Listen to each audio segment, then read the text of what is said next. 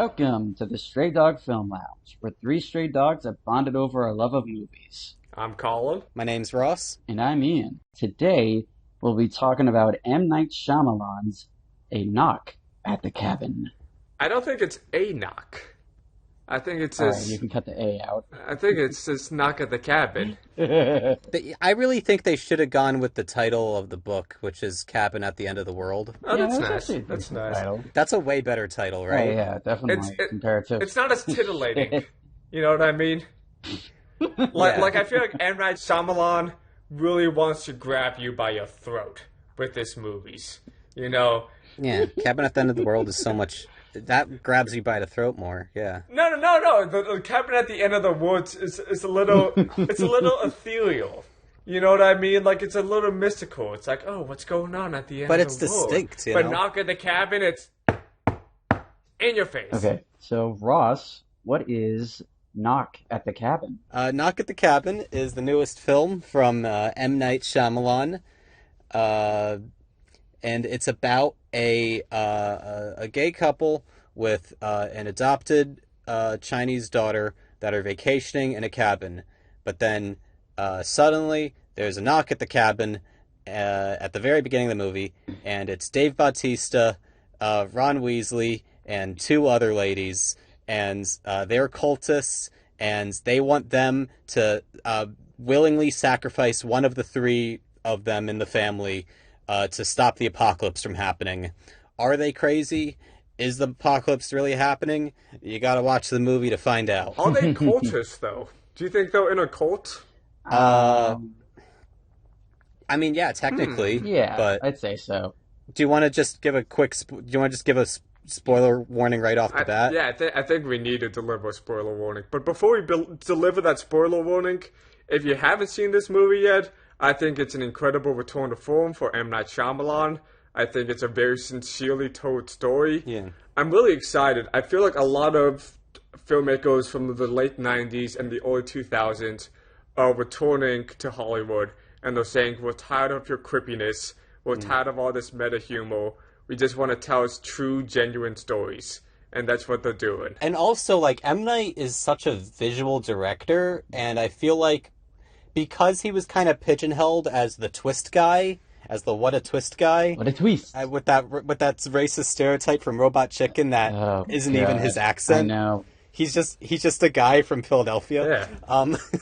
But the Wait, I'm not... What's this Robot Chicken thing you guys are referring to? Robot Chicken did a parody of M. Night Shyamalan because the cliche at the time was like he made twists at the end of his movies or middle of his movies like all the fucking time.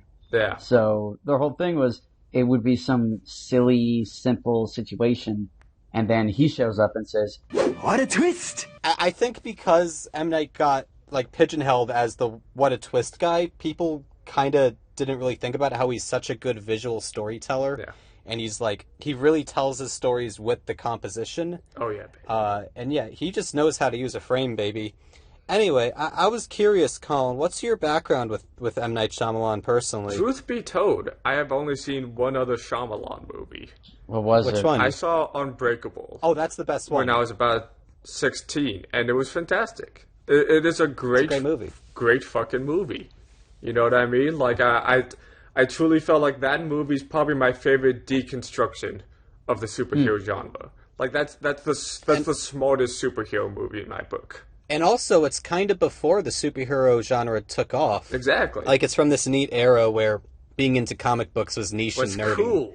You know what I mean? What year like, did that come out? It was It underground. was underground, you know what I mean? It's not every guy on Instagram like was talking about who their favorite Avengers was or something like that. It was like you're the guy who goes to the comic book shop that's like 30 minutes away from you.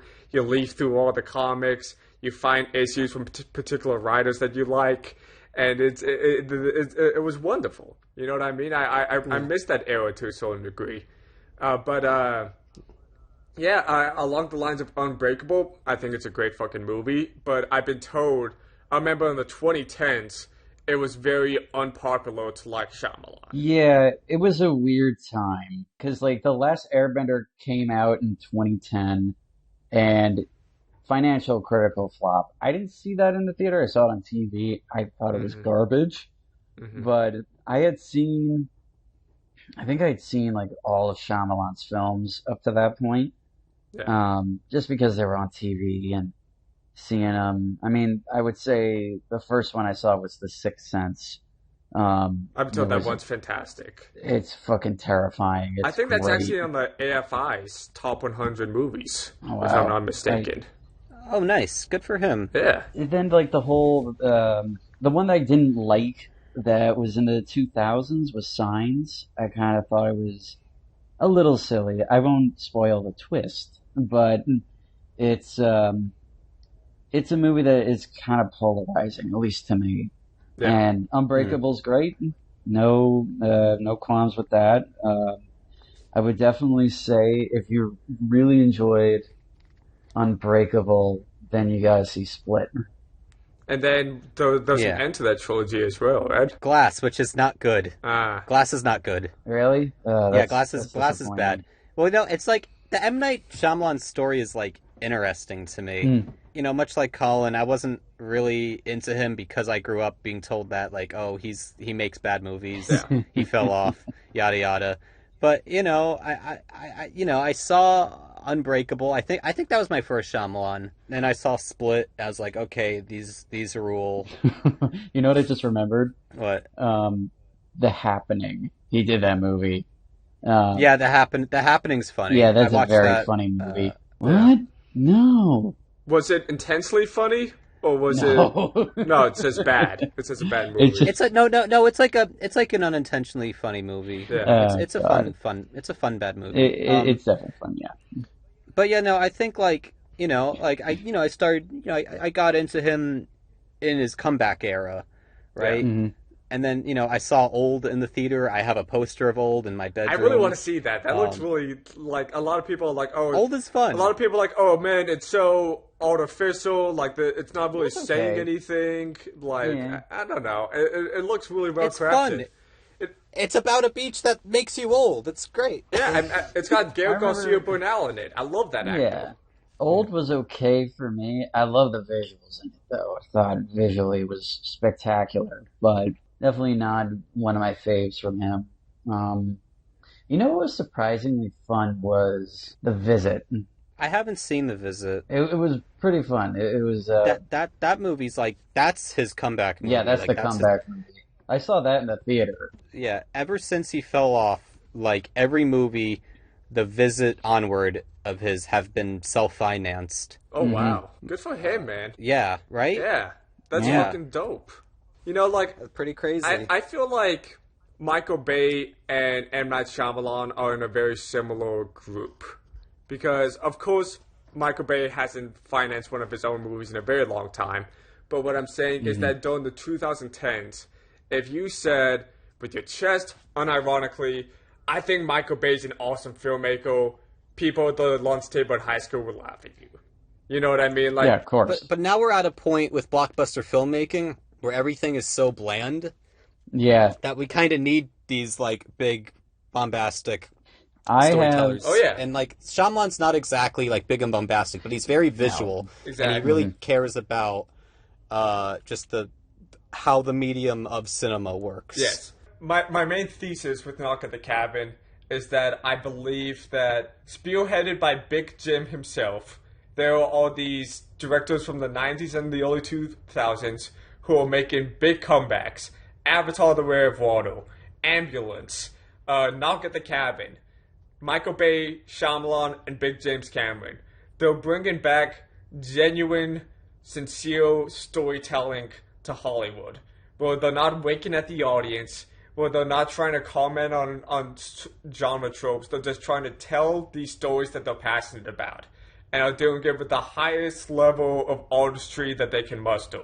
And that makes me very happy, and I'm so excited that Shyamalan is jumping on with this. Like, I feel like in 15 years from now, like, we're gonna have a term for these guys, not like reinventors, but like resurrection revivalists, like Hollywood revivalists, Shyamalan, Bay, and Cameron.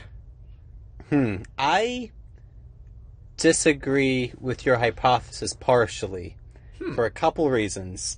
One, M. Night made his comeback well before Ambulance and Way of Water. Yeah. Yeah. And two, M. Night does like to do some genre deconstructing. Like, if you see Glass, it's all over glass. It's like you can't walk anywhere without stepping in that broken glass of superhero genre deconstructionism. Well, but it's superhero deconstructionism along the line that Unbreakable is. You know what I mean? It's genuine storytelling. Which is still a deconstruction. No, Unbreakable is way better than Glass. But anyway. There's no winks to the audience. There's no lines like, he's right behind me, isn't he? That, like, no character say, this is the type of thing that'll happen in a movie. Like, there's nothing like that in Glass. Well, yeah, right? they don't do that. Yeah. But there are straight up moments where there's a conflict happening, and it's resolved by characters saying, well, in comics, traditionally, the hero and the villain discover that they have similarities in their past or whatever, and then I'm not crazy about like, that. I don't like that much. Yeah, so yeah. It's pretty silly. But anyway, let's talk about Knock at the Cabin, an actually good M. Night movie, because this one rules. This movie's fucking I like awesome. this a lot. Yeah, it's okay. Okay. Elaborate. Yeah. I mean, there were parts of it that I really liked, but I think for me, it felt like a really silly movie, just from how the camera was placed, the acting, like especially with Dave Bautista, he's always super close. He's always like super I love tight. That shit, though. That was pure cinema, baby. That was like it was intimate. So goofy. It was, and it wasn't just like in those like those close-ups in that opening scene between Wen and Leonard, where it's like these like really close-up intimate close-ups, but they're at like Dutch angles. That was like really. I thought that was like a really bold way to cover a scene at the beginning of your movie. Oh yeah. Well, it's just I don't know. There was just something about it where I just felt like it was predictable, at least for me. It didn't feel like it was, stuck in the tropes or a genre. I still think like it's an okay movie that has a lot of great acting in it, and I think if it had a less predictable aspect to it, then it probably would have been a lot better. I mean, I think the only thing that's predictable about it, spoilers, is because it's an American movie, you know the kid's not gonna die. Well, that wasn't the problem for me. Because movies don't got the balls to kill off kids. The kids don't die. That's a thing. Also, Leonard isn't gonna let that kid get hurt. Yeah, no. Yeah. I like how they have like that friendship in the beginning. But what's interesting is the ending of the book is different, and that's what a lot of people have been arguing about online. What's the ending of the book? So, from what I've read on Wikipedia, the ending of the book is basically, conflict arises like in the movie. There's, guns get involved, and then Wen gets killed by accident in Crossfire, and she dies, right? And Leonard's like, the apocalypse is still coming because she wasn't a willing sacrifice, right? Like, they didn't choose her for the sacrifice. She just died by accident from a gunshot, right? Right. Wow. And so the world still ends, and Eric and Andrew are left to wander the world alone. Jesus. Dog. And therefore it's like left ambiguous. Like, the world still ended. So like, would it have stopped if we did a sacrifice, or would it have not? In the movie version, it's Eric, the one with the concussion, who suddenly feels very spiritual, decides that he should be. Yeah, that's when I started to notice. Okay, this is what they're doing. All right. But I loved that. I loved that because he wanted to build a better future for his daughter. That's lovely. That's why this ending is so tricky, because, like, one, it is, like, people are saying, like, oh, this is falling into the, like, kill your gays trope. But also, like, logically, like, you gotta let the kid live and have a nice life with other kids in the world. That was Jonathan Groff being a great fucking father. I think this is a movie. It's a celebration of gay couples. Yeah, and I listened to Shyamalan's interview on the Big Picture podcast, And he was saying that, his biggest hang up with the book was that they didn't make a choice, and the whole premise is they got to make a choice. And that's like, it's like having Sophie's choice, but she doesn't make a choice. You feel cheated if you don't get that choice. Yeah, so I think definitely the ending of this is much better than the book then. I think it's greatly more satisfying.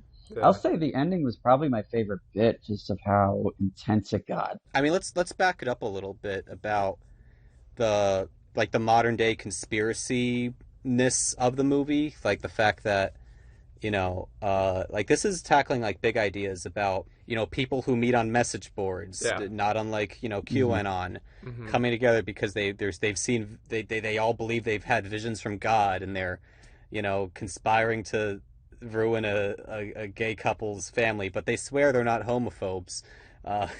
But the I said a Ron Weasley. That straight up happens. Like Dave Bautista's like, we didn't know coming here that you would be a one-sex couple. Yeah. But yeah. Dave Bautista's character is one of my favorite characters. He's really good in this movie. This movie has confirmed that Dave Bautista is my favorite contemporary actor. That may be a large claim, but there's no actor I'd rather work with than Dave Bautista as a director. I think this is probably like the closest to like a leading role he's had yet, where he really gets his time to shine. Oh yeah.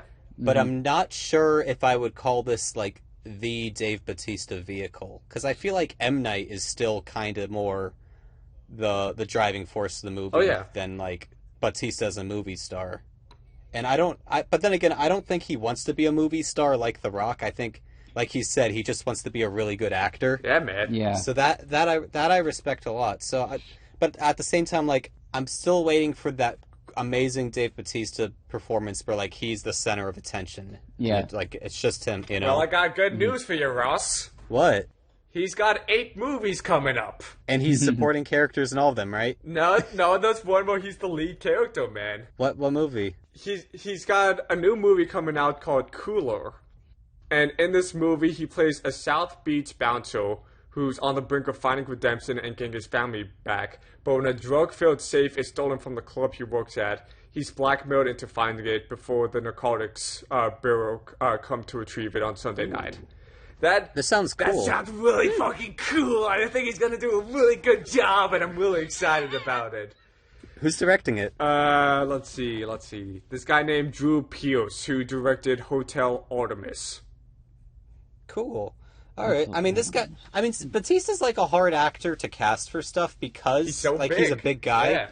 He's a big guy, but he's not like The Rock in that like Bautista actually has like pathos. Yes. And like he's not like a dumb meathead, and he's not like trying to be playing it up to the camera, being a super charismatic guy. He's easily the best actor that came from the WWE. I don't think there's a contest for that. There's not even a contest. No doubt. Yeah. No doubt. And it's like he's come a long way since Drax. I'm happy for him. He is like my underdog. He is the stray dog in Hollywood right now. And I love him for it. For sure. Also, like let's highlight some of the other performances. Oh yeah. Who's the girl that plays Wen? Kristen Q. She's great. She's a really good child performance. I think. And then also, speaking of child performances, Ron Weasley's all grown up. Oh God. And he's a homophobe. He's a homophobe of the whole thing. He's like really fucking good in this. What's his name? Like Rupert Grant or something? Yeah, Rupert Grant. Something like that. Yeah.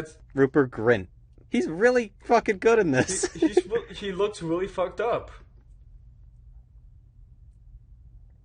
Anytime that he was on screen, I was like, he's about to cast a spell. He's redneck Ron Weasley. Ron had a really hard time after Hogwarts. He did a really good job, like, playing this, like, redneck with a really short fuse. Like, that's so far away from who Rupert Grint is as a person, just, like, this British guy. And throughout this film, I feel like Shyamalan is really believing in his actor's abilities. Because we have Dave Bautista, a guy that everyone writes off as a meathead. We have Rupert Grint, who everyone just sees as Ron Weasley. And we have Jonathan Groff, who everyone just sees as a theater kid. You know what I mean? He was Hmm. in Hamilton. He was in Frozen. I mean, he is kind of typecasted in this. I mean, But he doesn't you know, break out into song. yeah. You know what I mean? Yeah. Like he's given the But I could totally imagine him doing that. he's given the opportunity to After getting the concussion. he's given the opportunity to flex his dramatic chops, and I feel like most directors wouldn't give him that chance. I think. Yeah, I mean, he is like, I mean, I've seen Hamilton on Disney Plus. He can go hard. Oh, he goes hard. Performance-wise, He like fucking with like just his he face. spits out of his mouth, man, when he's singing. Yeah, It's unsettling. really, think- really cool. I think the performances just they were great across the board. I think for me it was just the script that I had a problem with. Yeah, that's fair. I mean, I think this is. I mean, like compared to like Old, the acting in this is like really good. Oh yeah. Because like Old, everyone's kind of like, it's kind of like that typical kind of way M. Night Shyamalan characters talk, which is a little stilted and off, which I guess works in some context, but I didn't mind it, but a lot of people had a problem with it. Where, in this, that's not happening at all. No, they all everything sound like feels normal very, people. And, everything feels very real, Yeah. and therefore the stakes feel real. Yeah. No, this is a very grounded movie. So I'll say this: when they were like, talking about the end of the world and all that, is the trailer doesn't really tell you that this is actually going to happen.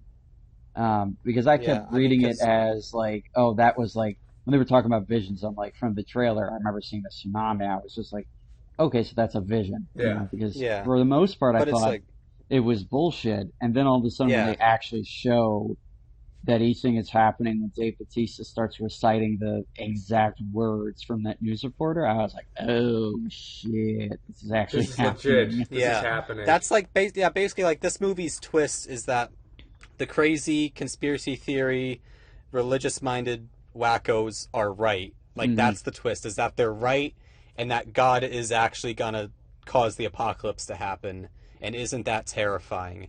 And I've been saying for since I've seen the movie, I've been saying over and over again since I've seen the movie, is that this movie works best if you think of God as the villain of this movie. I don't know because like about think that. about it. Because Think about it. This is like the worst thing to ever happen to this gay couple and their daughter, right? And it's like what kind of like this guy God in this movie is being kind of a dickhead. He's like, he selected this couple to make these four people come to put this decision on them. But who says that it's God? And rest the entire. What was that? Who says that it's God? It could be Satan who's doing The this. movie. It could be like the movie satanic says it. powers. It could look. Satan doesn't do this stuff. Have you read the Old Testament? God does this shit all the time. I'm kind of thinking you could read it as God, but I just sort of see it as some kind of universe thing. Like, it feels like, the Old Testament definitely had God doing some crazy ass shit, but at the same time, it's almost like that thing where the planets align, or there's something about the Earth that it's just, everything's hitting the fan. It's just natural disasters after natural disaster. I disagree. I think this movie wants you to believe that, at least in the universe of this movie, God exists. And he's a homophobe. He's He's a homophobe. and he's a homophobe. I don't know if that's intentional on Shyamalan's part, but that's definitely what it does, technically. Because, like, it has all the setup for it, because, the twist of the movie is that the cult is right, And again, like, the actions that, are happening in this movie line up with, like, the same type of God that would, like, tell Abraham to sacrifice his son just for shits and giggles, but not really. Or like cause a whole flood as a reset, but force this one guy to build a whole ass boat. It's a deeply Old Testament story.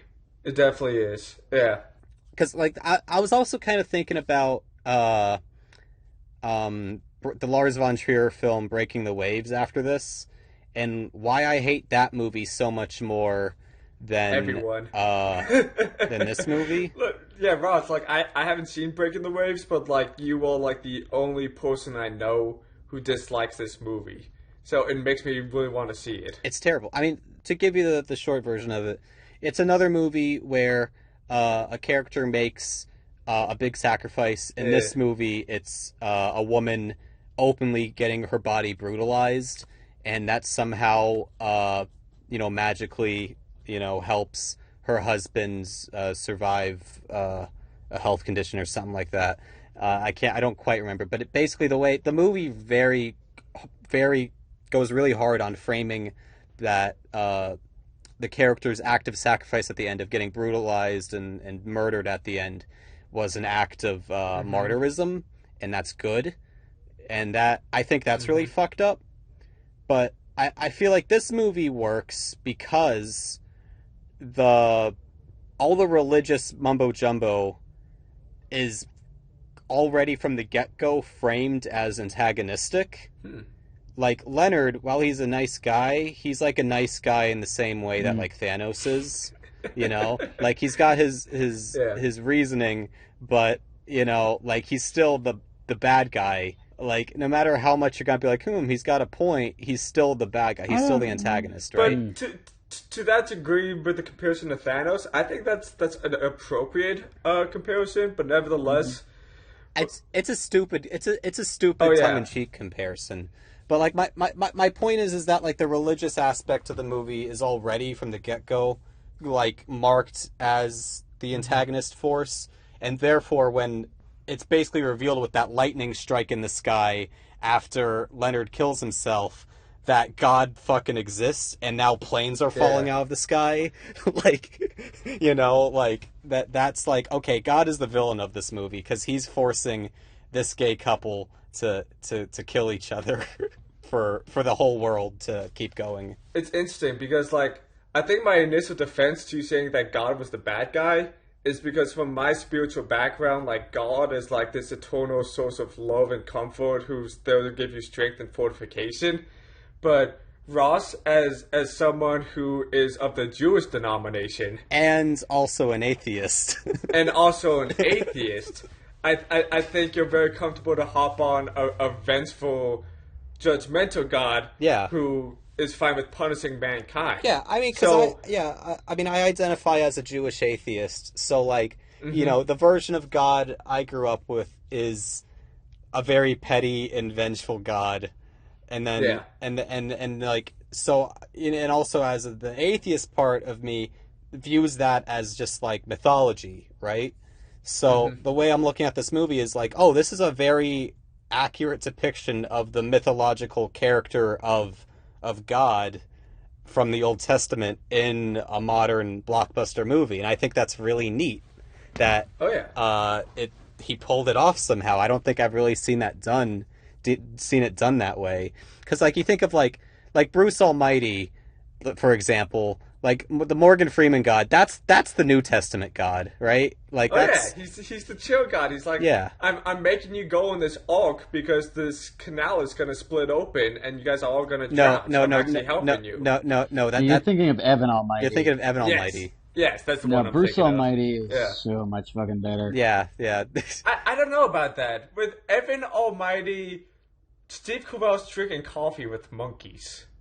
That's like the most expensive comedy of all time. It is? Evan Almighty is the most expensive comedy of all time. I couldn't buy it. At least last I read. Maybe something's beating it out, but just because of the sheer amount of animals that were needed for that movie, and it was also a huge flop, and also because it was so expensive, the humor had to be more family oriented in order to make its money back. So it's not nearly as funny as Bruce Almighty, which I have not seen Bruce Almighty. It has some more sex jokes to it. It's not like super raunchy, but it's a little more adult, Yeah. And it's definitely like Bruce Almighty's definitely better. It's something that I actually laugh at. I didn't laugh at all with Evan Almighty. It was such a snooze fest for me. But anyway. Yeah, back to this. Knock at the Cabin is my favorite, might be my favorite cinematic depiction of God, in that he's a fucking asshole. You see, like, I think I disagree with this film's depiction of God, but I think this depiction of God is very appropriate through an Old Testament outlook. This movie is perfectly framed within a judgmental, vengeful God. What I'm curious about is what is M Night's religious background? Because isn't he Christian? One second, let's take a pause. I'm gonna look this up. Mm-hmm. Because there is an element of spirituality to a lot of his films. Like Signs is very. There's a lot of like Christian stuff in Signs, isn't there? I haven't seen it, but from what I've heard, Yeah, there is. yeah. Like doesn't M Night himself play like a preacher or something? No, he doesn't play a preacher. I'm not going to spoil who he plays. Or is that Mel Gibson's character? Mel Gibson plays a preacher. Oh, right. Um, M. Night Shyamalan does play a great fried chicken salesman, though. Yeah, it's an air fryer salesman, right? An Yeah. air fryer salesman. That was funny That was to fucking see. hysterical. That was great. M Night is such a wacky guy. Like all of his recent cameos have been getting wackier and wackier. Like Yeah. I love him. I like that. He's just a funny little dude. He's having You know fun. what I really want M. Night Shyamalan to do for me? I would love for him to be a dog sitter. Like I would love for me and my family to go on vacation, and for M. Night Shyamalan to walk my dogs from away. Because I feel like he would do a great job at taking care of my poochies. All right, guys. I found. Does that make sense, guys? Yeah, I found some. Sure. I found some Wikipedia information on M Night Shyamalan's religious background. oh, because Wikipedia is trustworthy. I mean, they use sources. Okay, I know, I'm joking. It's Yeah, they good. try their It's best. it's a They'll good try their starting best. point. I'm Okay. joking. Yeah. Shyamalan's parents immigrated to the United States when he was 6 years old. Shyamalan was raised in Penn Valley, Pennsylvania, and he was raised Hindu. He attended the private Roman Catholic grammar school of Warden Mercer Academy, followed by Episcopal Academy, a private Episcopal school located at the time in Marion Station, Pennsylvania. So already, like right off the bat, he's like part Hindu, part Catholic, Episcopal, whatever, right? He's like Pi Patel in Life of Pi. Yeah. Yeah, he felt like an outsider and remembers that teachers would say that whoever was not baptized would go to hell. Basically, yeah, no, it's like, this guy's got, experience with like, religious. Spirituality and Yeah, religion. no, but also Yeah. like, because also there's a storyteller in him. He is into like the mythological aspect of it. Yeah. I don't know I don't know what his personal like beliefs are, but we can see from his work what his interests are. How he portrays religion through a lot of his films it's interesting. He's more fascinated with it than he actually is telling it. What I love about Shyamalan in that respect too is that he's not trying to supply an answer. And I feel like artists that try to supply answers are bad artists. I think artists created to raise questions. If you start trying to supply answers, then you're just proselytizing your beliefs. Yeah. And Shyamalan is a good enough storyteller to not do that. And I think, like for me personally, like I was saying, like, wow, this is a fucked up story about what if God was real, Where it's like, man, wouldn't that be fucked up? Whereas, like, I feel like, if you're someone of like a more severe background, I read some things online about how like one person had experience where there was this one woman who was like applauding and cheering whenever something bad happened to one of the gay guys, and then and then sang hymns during the credits. Wow. Like that's Fascinating. so it's like Fuck, this that kind of is movie fucked is up. set up so that like depending on your beliefs, you're gonna take away something totally different. Ian, you want to weigh in? Yeah. I'm waiting for you guys to finish up. Okay. So, kind of like Colin, I believe in God, but I'm more of a neutral kind of side of things.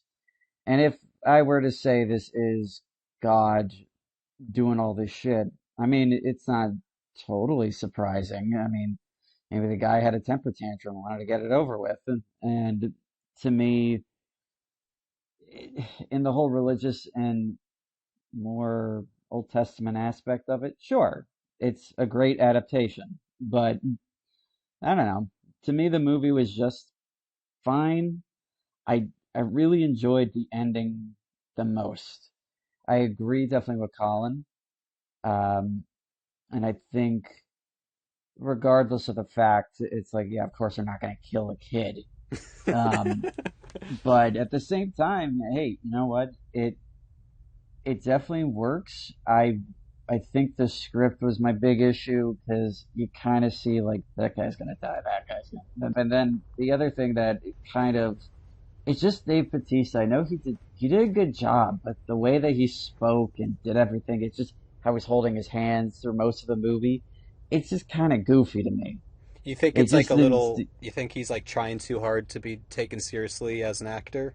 It's not that. I think he just took the Hmm. role too seriously. I think it was a matter of like, obviously you can't just go through it, but I think because of, oh, it's the end of the world, he's one of the four horsemen of the apocalypse. Um, it was something that I was like, it could be a little more, even though it was, I guess, restrained, or at least he was trying to make it seem that way, but it just seemed too silly to Hmm. me. I just kind of felt like it felt off. I think by the ending, I definitely had a different feeling with him that I think before he kills himself, he feels like now he's acting normally. I don't know. There's just something about like even the other characters from everybody. It just sort of seems like they're either too restrained or they're going too all out. And I especially think with the chef woman, um, and I get it. End of the world. You really got to convince these people, and you're going crazy. Yeah, she's It's really just trying to show how nice funny. she is. It's so funny. What I love about her character too is that she's totally the type of person who just stresses about everything. You know what I mean? Like she's the type of person. So like it's really funny that God gives this task. Yeah. It's a knack and a positive for me when it's something like that because I just felt like for the most part, I mean, it's visually beautiful. The score is great. The acting, on and off for the most part, it's great. Just because I like how silly it can be, but at certain points it gets annoying. And I think the standout was definitely the actress who played the kid. Um, I think she was Well, definitely the best Yeah, out of everybody because I felt like that's a kid. That's not like, oh no, we're in trouble kind of thing. When she yeah, gives him the knife, I was like, well, this kid's fucking smart. All yeah, right, good for yeah, her. yeah. And then, she's just someone who I was just like, cool, all right. And then the gay couple was fun. It was just sort of like, okay, we're in this situation. They're crazy people, but I do want to mention that, like, in the beginning of the mhm. movie, I did have a little bit of trouble telling the two characters apart before one of them That's was the funny. one, before one of them was the one that got the concussion. They hmm both felt kind of similar to me. But hmm like it took a little time to just like, oh, okay, so like Andrew's the one with the stubble, and he's a little more yeah. clinical and logical about things. Well, Eric is the one without the stubble, and he's more feely about things. Yeah, Okay, right brain, got it. left brain. Yeah, Yeah. left Yeah, brain, right brain, got it. Okay, it takes but at the beginning of the movie it takes a little bit because they're very similar looking guys. yeah.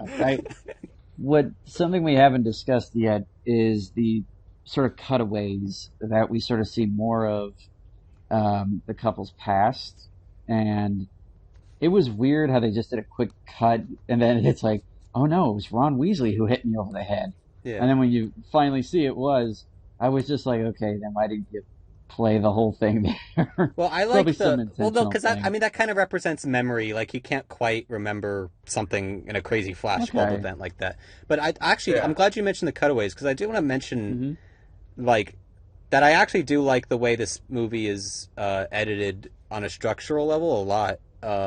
Because because from the trailer I was expecting the movie to begin with them driving singing, I want to put on my hmm boogie shoes, because that's how the trailer begins. Ba, ba. So I Yeah, was Yeah. I'm like, glad they didn't open with I was that. really surprised to see the movie basically, like, after the conversation between Batista and the girl in the field, it goes straight into the knock on the cabin. Mm-hmm. Yeah, well, hey, that's the title of the movie. It doesn't waste no time, baby. Yeah, let's go. Like, I like that it's cutting to, it's revealing the backstory as it goes along, which isn't, like, revolutionary, but it's effective. And I like that they use it to get to the point of the movie quicker and hook you in.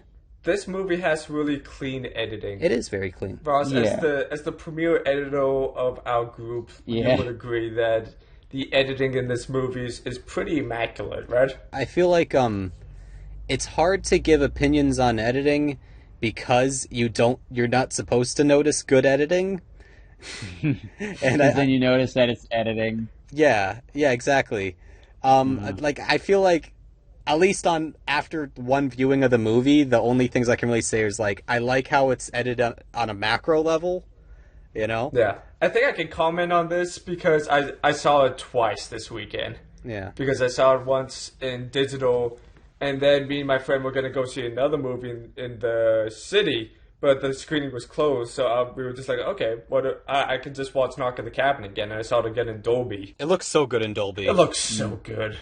But yeah, no, I mean, I guess, yeah, that editing's good. I don't know, I feel like talking about editing is like dancing about buildings sometimes. You gotta learn how to do it, though, baby. Yeah, but it's like, you know, like, it's easier to talk about editing when it's bad editing, because then I can say what they should have done, but everything is very clean, the pacing works, you feel the tension, there's never an awkward moment that feels unintentional. It works. Well edited. I don't know. So, one other thing too, I just remembered from it, is a lot of the death scenes of the movie, for the most part, like early on or even further down the line, you know, we don't really see the gore.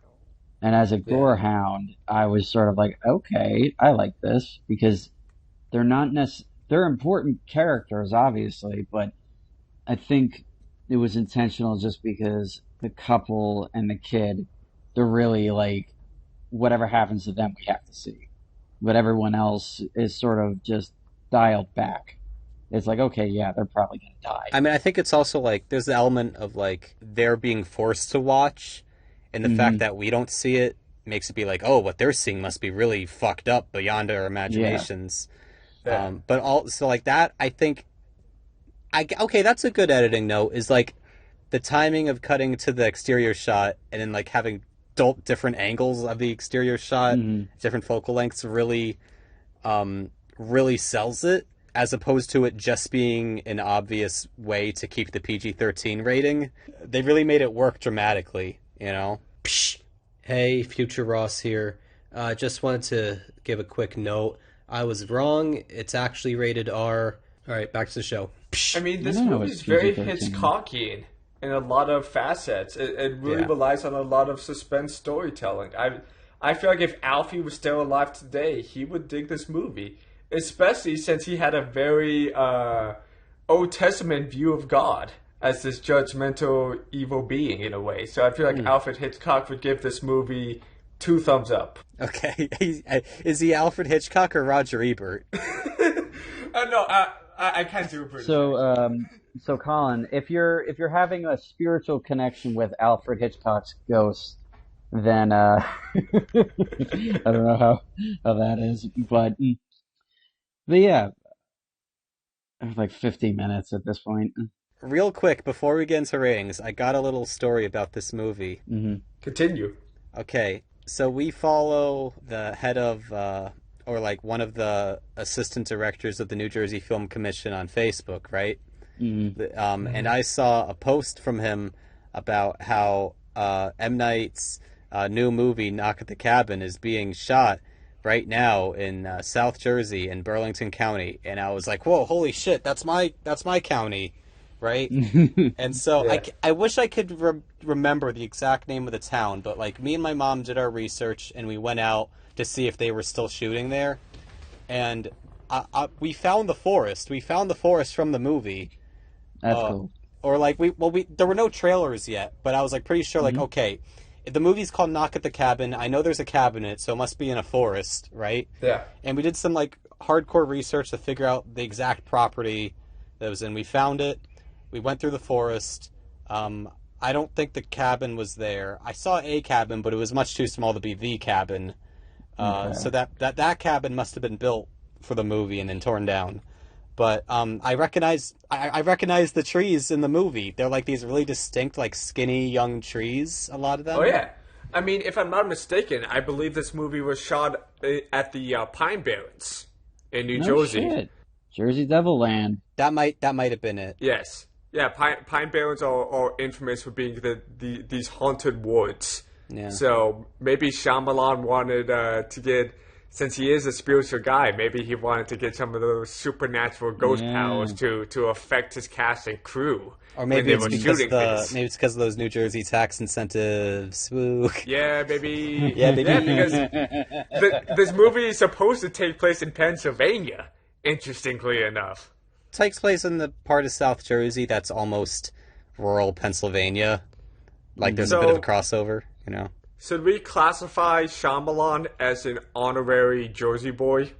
Nah, he's a Pennsylvania boy. Philly. He's a Philly boy. He's Pennsylvania scum. Yeah. Not all of Pennsylvania is scum. Questionable. Okay. My sister lives in Pennsylvania. Let's go a little easy on Pennsylvania. Well, especially if your sister lives there. She converted to Pennsylvanian. She converted to Pennsylvanian. Great. Anyway, do we want to give our ratings for Knock the Cabin? Rating. All right, I'm going to go last. You guys go first. Collin. All right, Collin, you first. Huh. Well, my dog and I solely believe that this movie, he's really passionate about it. He's having a good time. But I think that this movie is a solid 4.5. 4.5 stars. Okay. Out of 5? All right. Not a 5. Some things hold it back from a 5, but it's only a 4.5 star movie. I'd say it's a 4 out of 5. I'm not sure what, but there's some sort of je ne sais quoi that's holding it back as well. Yeah. But I'm not gonna, I'm not. It's not quite as good as Unbreakable. So like, so that's why I rate it. I try to rate my movies on on a curve based on the director. So it's like, how do I rate this in relation to the other one? So it's not as good as Unbreakable, which I'd say is about a 4.5. So I would say this one's a 4. All right. So I'm gonna give it a 3 out of 5. Yeah, it was. Yeah, bastard. It was okay. Like it was just okay. I like it, but I don't love it. And I think, again, my biggest drawback is the script. I feel like it just gets a little too predictable in certain points. But the ending's great. The acting's flip-floppy for me. But overall good. It's almost like a back and forth kind of thing for me. But yeah, I still say if you like thrillers, suspense, horror, whatever, check it out. All right. Well, I guess that wraps up this episode. But first, we gotta finally reveal what my non-theatrical recommendation is for next week. Is it a Dollman video, Ross? No, it's not. That guy's canceled now. We're gonna be talking about Run Lola Run from 1998. Cool. Directed by Tom Tykwer. It's a German movie. It's really high octane, crazy, fast paced, MTV era movie. Ross, you don't seem like the type of guy who would recommend a European movie. I like European films. Do you know? Yeah. Okay. Yeah. No, when I think of European cinema, I think of like a slower cinema. You know what I mean? No, I think European cinema is very is as diverse as any other cinema. Like it's That's not true. all, There's a lot of countries in there. Yeah. It's not all Tarkovsky. Yeah. It's also it's also fucking Tom Tykwer. I'm excited about this pick. Yeah. I've never seen it before. It's been on my list for a long time. Yep, you've never seen it before. Never. All right. Never. All right. Well, tune in next week for our conversation about Run Lola Run. Thank you very much for listening tonight, folks. We would like you to know that we appreciate you listening. And also, we would like to get feedback from you guys. You know what I mean? We would like to know that we're not just screaming into the void. So if you're listening to this on YouTube, please leave something in the comment section, man. Yeah, or give us a review on Apple Podcasts as well. Exactly. We want to know what you have to say. And also, even if you don't have anything to say about us personally, we want to hear your thoughts on Knock at the Cabin as well. Exactly. We would like to know what you think about the movie. Yeah, argue with us. Argue with us. Debate us. Argue with me, because I didn't like it. Tell Ian how wrong he is. Yeah. All right. Well, you guys have a great day. All right. So long, listener. Take care, listener. Bye. Have a good one. Bye.